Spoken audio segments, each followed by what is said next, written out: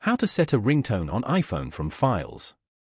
Start by opening the GarageBand application on your phone. Here, swipe left to go to the audio recorder page over here. Tap anywhere on the screen. Now, go to the top panel and tap on the icon as shown.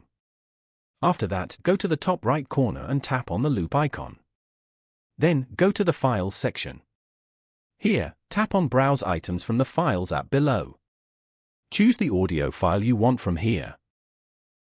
Once it is uploaded, touch and hold the file to drag it to Tracks View. In the Tracks View page, you can manage and edit the track length as you like. After that, go to the top left corner and tap on the arrow. Then, go to My Songs. Wait for the track to upload to your GarageBand folder. After it uploads, go back and open the Settings app. Here, scroll down and go to Sounds and Haptics. Then, tap on Ringtone. You will now find the track you just saved over here.